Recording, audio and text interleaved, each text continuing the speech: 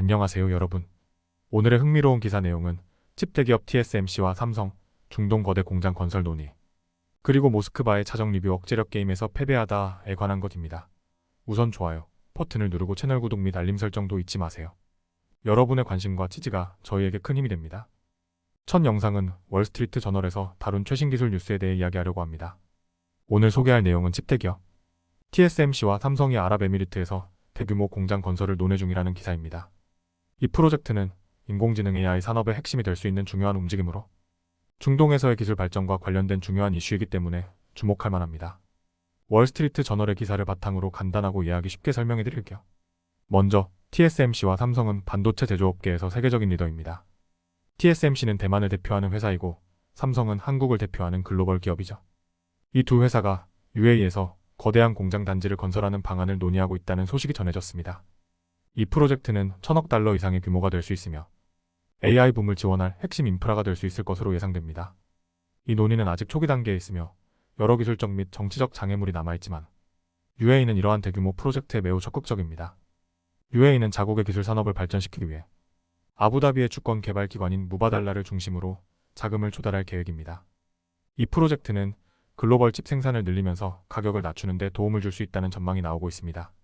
무바달라는 UAE에서 AI 투자에 큰 관심을 가지고 있으며 TSMC와 삼성과의 협력을 통해 반도체 산업을 UAE에 가져오는 전략을 구상 중입니다.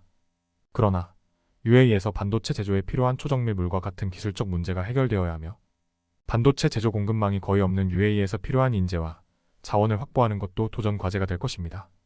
미국 정부도 이 프로젝트에 관심을 가지고 있는데요. 미국은 최근 칩 제조업을 강화하기 위해 막대한 보조금을 지급하며 자국 내 생산을 장려하고 있습니다. TSMC와 삼성은 UAE에서 새로운 공장을 건설할 때 미국 정부와 협의하여 첨단 AI 칩의 수출에 대한 통제 문제를 논의하고 있는 것으로 전해졌습니다. 또한 UAE는 경제 다각화를 목표로 석유 산업 외에도 기술 산업에 대한 투자를 확대하고 있습니다. AI 분야에서는 이미 오펀AI, ANTHR OPRC, 마이크로소프트 등과 협력하며 인공지능 데이터 센터 건설을 위한 1000억 달러 규모의 펀드를 추진하고 있습니다. 결론적으로 TSMC와 삼성의 UAE 공장 건설 논의는 칩 산업의 글로벌 확장과 AI 기술 발전에 중요한 역할을 할 것으로 기대됩니다. 이 프로젝트가 성공한다면 UAE는 중동의 기술 허브로 자리 잡을 수 있으며 전 세계 AI 발전에도 큰 영향을 미칠 수 있을 것입니다. 다음 영상은 월스트리트 저널의 기사를 바탕으로 블라디미르 푸틴과 우크라이나 전쟁, 그리고 미국의 대응에 관한 이야기를 나눠보겠습니다. 이번 영상에서는 미국과 러시아의 외교적 갈등과 우크라이나 전쟁 전후 상황을 살펴보고 그동안 있었던 주요 사건들을 논리적으로 설명해 드릴게요. 기사를 쉽게 이해할 수 있도록 요약하면서 푸틴이 왜 미국의 경고에 귀를 기울이지 않았는지에 대한 관점을 설명해 드리겠습니다. 먼저 이번 기사는 존 볼튼 전 미국 국가안보보좌관이 작성한 것으로 블라디미르 푸틴이 우크라이나 국경에 군대를 집결시켰을 때 미국이 어떻게 대응했는지 설명하고 있습니다. 미국은 러시아의 침략을 경고했지만 푸틴은 미국의 말을 무시하고 침략을 강행했습니다. 그 이유는 무엇일까요? 러시아와 미국의 외교 관계는 오랫동안 복잡했습니다. 과거 프랭클린 루즈벨트 대통령이 소련의 스탈린에게 너무 많은 것을 양보했다는 역사적 사례가 있듯이 미국은 종종 러시아와의 외교에서 어려움을 겪어왔습니다. 이러한 패턴은 최근에도 반복되고 있습니다. 이 기사에서는 존 설리번 전 러시아 주재 미국 대사의 경험을 중심으로 이야기가 전개됩니다. 설리번은 2022년 러시아가 우크라이나를 침공하기 전후의 상황을 목격했고 그는 이를 통해 미국의 대응이 얼마나 효과적이지 못했는지 설명합니다. 그는 특히 트럼프 대통령과 바이든 대통령의 정책 차이를 언급하며 두 대통령 모두 러시아의 침략을 막는 데 어려움을 겪었다고 지적합니다. 푸틴이 왜 미국의 경고를 무시했는지에 대해 설리번은 몇 가지 이유를 들고 있습니다. 첫째, 푸틴은 2014년 크림반도를 합병할 때 미국이 거의 대응하지 않았다는 사실을 기억하고 있었습니다.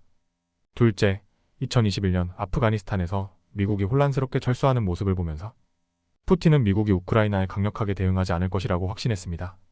이 두 가지 사건은 푸틴에게 자신감을 심어주었고 결국 우크라이나 침공을 결정하게 된 중요한 배경이 되었습니다.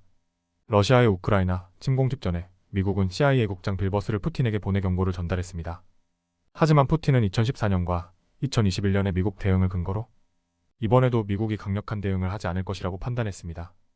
바이든 대통령은 우크라이나 침공에 대한 정보를 공개하며 대응에 나섰지만 결국 푸틴의 결정을 막는 데는 실패했습니다. 설리번은 미국 정부가 푸틴의 침략을 억제하는 데 충분히 집중하지 않았다고 비판합니다.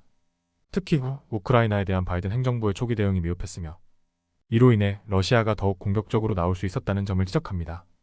아프가니스탄에서의 철수가 푸틴에게 미국이 약해 보이게 만들었다는 분석도 중요한 부분입니다. 결국 푸틴은 미국의 경고를 무시하고 우크라이나를 침공했습니다. 미국의 외교적 대응은 예상보다 효과적이지 않았고, 이는 러시아가 더 공격적으로 나서도록 만든 원인 중 하나였습니다. 이번 기사는 미국과 러시아 간의 외교적 갈등, 그리고 우크라이나 전쟁의 중요한 배경을 이해하는 데 도움을 줍니다. 오늘은 여기까지입니다. 다음 영상에서 더 유익하고 흥미로운 내용으로 찾아뵙겠습니다. 이 영상은 투자 의견이 아닙니다. 매우 감사합니다.